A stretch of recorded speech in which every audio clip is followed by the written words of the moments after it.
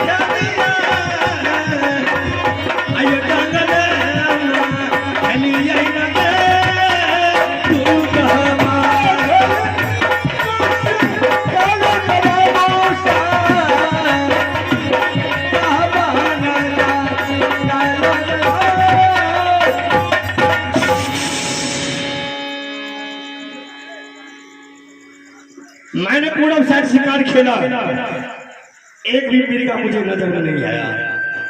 मैंने पश्चिम साइड खेला, एक भी मृगा मुझे नजर में नहीं आया। मैंने दक्षिण साइड उत्तर साइड में शिकार खेला, एक भी मृगा मुझे नजर में नहीं आया। गया सो गया कहां? मेरा दिमाग यही काम कर रहा है। हो सकता है जीव जंतु हो तो पानी पीने के लिए गए होंगे गंगा किनारे। शाल में गंगा किनारे आ रहा हूं, चल तुम कहां तक जा रहा है? दया ना दया दया ना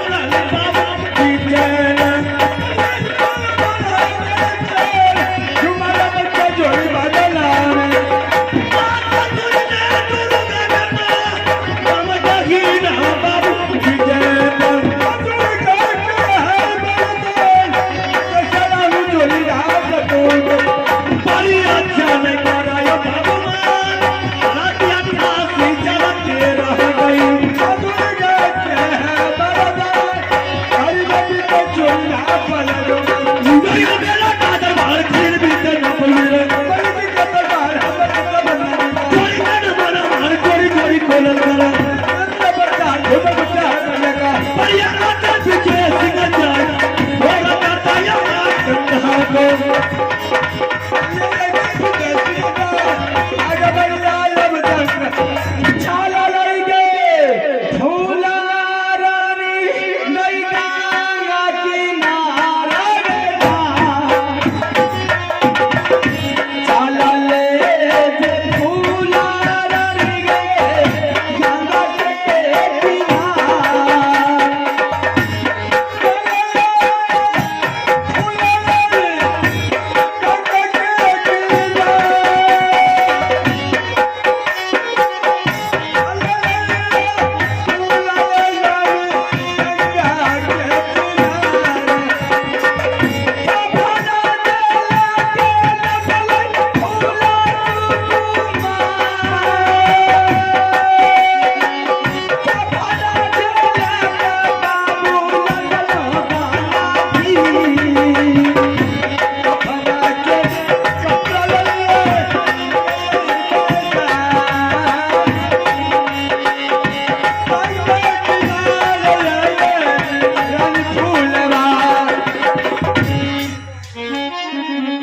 मैंने तो गंगा किनार पहुंच चुकी हूँ। मैंने तो कोई भी टूटी हुई बर्तन भी मैंने नहीं देख रही कि उस बर्तन में ले जाऊंगी गंगा जल और पीठे को साफ कर दूंगी। आज एक माँ अपनी धर्म अदा कर रही है। जिस ममता के आंचल में मैंने डैन जोगी से छिपा करके मैंने अपने बच्चे को रखी थी, आज उसी ममता के आंचल को भिगा करके ले जा रही हूँ। गंगा मैया में मैंने अर्पण करती हूँ इस आंचल को और भिजा करके ले जा रही हूँ। किसी आंचल से मैंने अपने बच्चे को साफ करके फिर उसका संस्कार कर दूंगी। मैंने गंगा माई के स्वामी के छोड़ के गए हम गए जंगल में रही है गई मैया पामस गे दे रही हाथे भी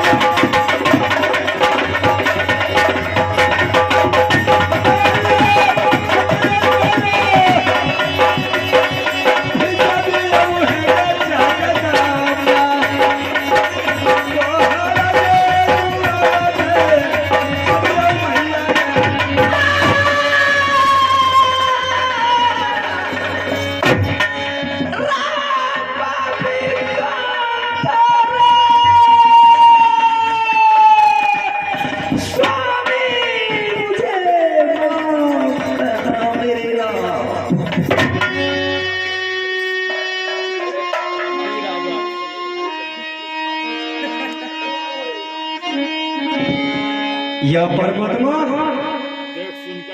मैंने क्या कर दिया, बहुत जुल्म कर दिया। मैंने एक अभागन औरत पर मैंने बाण चला दिया। आई थी गंगा किनारे पानी पीने के लिए, या किसी आदमी के लिए पानी ले जाती। माँ दुर्गा तुम्हें मुझे क्षमा करना, मैंने मृगा समझ के मैंने बाण छोड़ा। देवी तुम्हें माफ करना। अरे तब महाराजा दया बेकारा गंगा से महाराजा का डरा चोरी खाना बना मार चोरी चोरी कोलन कर बच्चा है मर्यादा सुने वाली बात वाली हकल करते वाली मंदिर मंदिर को जाना है मर्यादा पीछे सिंगा चाहता धारी रे पीछे मेरे को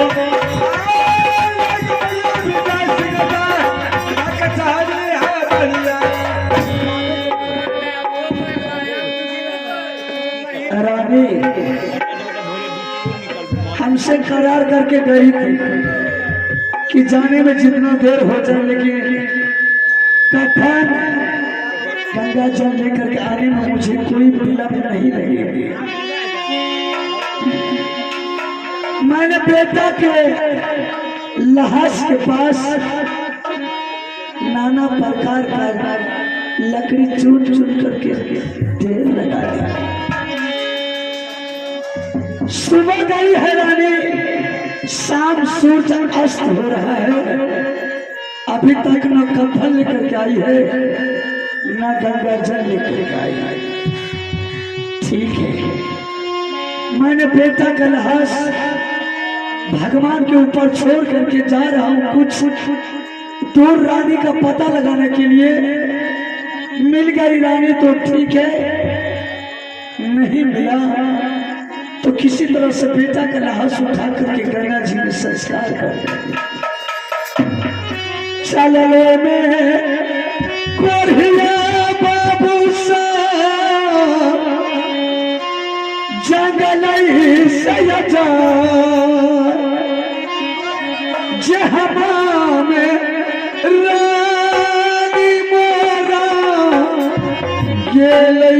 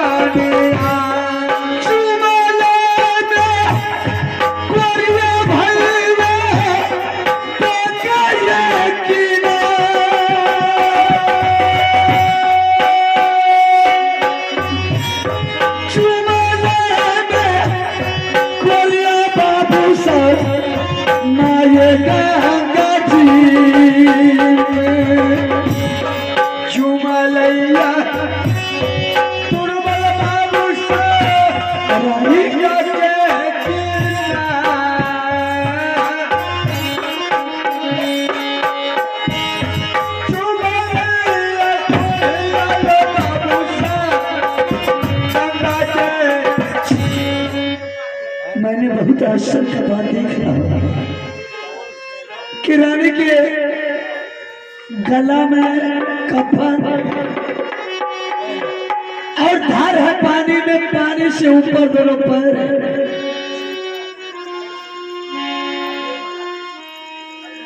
ये तूने रानी क्या किया? अगर तुम्हें सोना ही था रानी तो तुम कफन और गंगा जल मेरे पास जंगल में पहुंचा देती। हम किसी तरह से बेटा भागल का संस्कार करता, तुम जाकर के अपनी झोपड़ी में सो जाता। देख रानी, मैंने बेटा का लाश को छोड़ करके तुम्हें पता लगाने के लिए आया हूँ कि मेरे अभागला नारी गई तो गई कहाँ। उठा उठा उठा रानी गंगा जी में ये जा,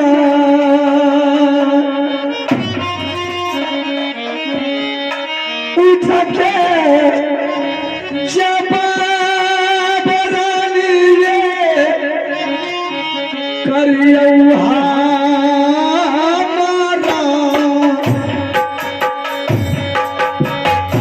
देख एक बार आंखें खोल रानी, मैंने बेटा को छोड़ करके तुम्हें पता लगाने के लिए आया हो रानी।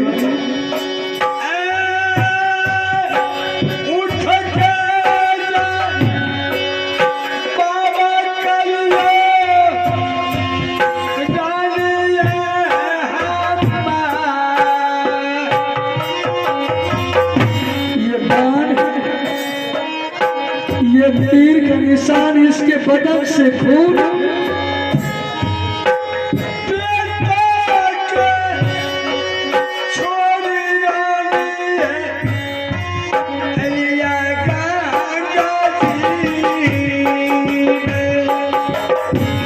मैं तो सोच रहा हूँ कि रानी ये जिंदा है, लेकिन रानी ये जिंदा नहीं है। रानी रानी रानी